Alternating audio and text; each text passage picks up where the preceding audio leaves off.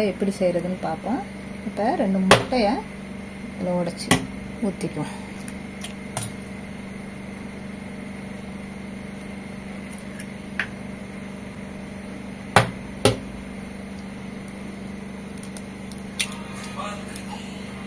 Evening snacks மாதிரி சாப்பிடலாம்.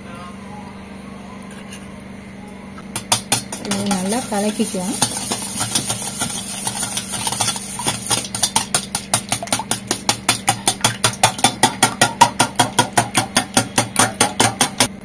இதை கலக்கியாச்சு.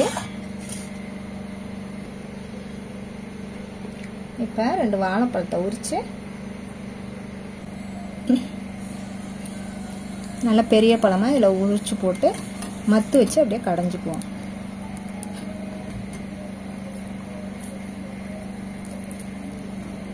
இப்போ மத்து வச்சு நல்லா கடைஞ்சிக்குவோம். மத்து எல்லாத்தையும் கரண்டி வச்சு நல்லா கடைஞ்சிக்குவோம். வாழைப்பழத்தை மத்து வச்சு கடைஞ்சிக்கோங்க, இல்லைன்னா மிக்சியில் வச்சு அடிச்சுட்டு இதில் ஊற்றிடுங்க.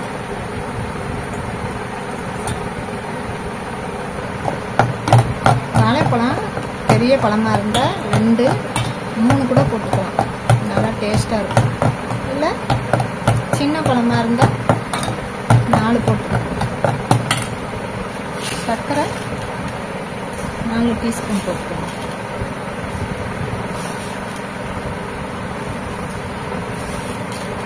இனிப்பு நிறைய சாப்பிட்றவங்க கொஞ்சம் அதிகமாக போட்டுக்கலாம். இனிப்பு இது தேவையில்லை. நல்லா கலக்கிட்டு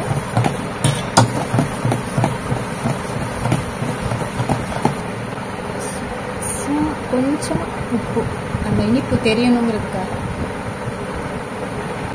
கொஞ்சமாக தயிர் விருப்பப்பட்டால் போட்டுக்கலாம்.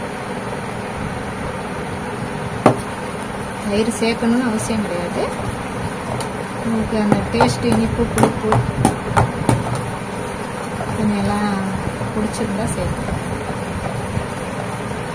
200 கிராம் ரவை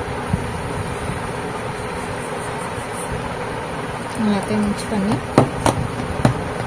அப்படியே அடையாக ஊற்றி தோசை கல்லில் ஊற்றி எடுத்துருவோம். இது மாதிரி நல்லா மிக்ஸ் பண்ணி கடைஞ்சி வச்சுக்கோங்க எல்லாத்தையும். தோசை கல்லில் நல்லா இந்த மாதிரி புளிக்கல்லாம் எடுத்துக்கணும். நடுவில் புளியாக இருக்கணும். ஆயில் போட்டுக்கணும்.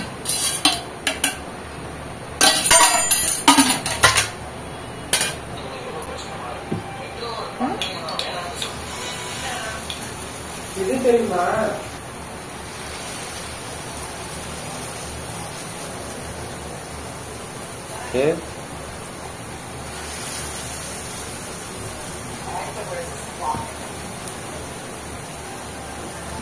இந்த மாதிரி ரவுண்ட் ஷேப்பில் ஊற்றிக்கணும்.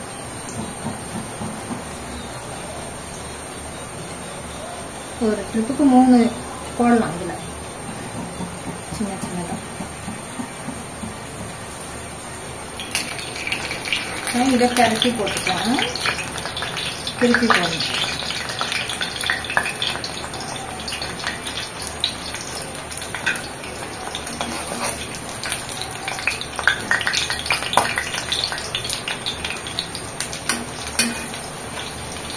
இந்த மாதிரி லைட்டாக ப்ரௌனாக வர மாதிரி வேக விடணும்.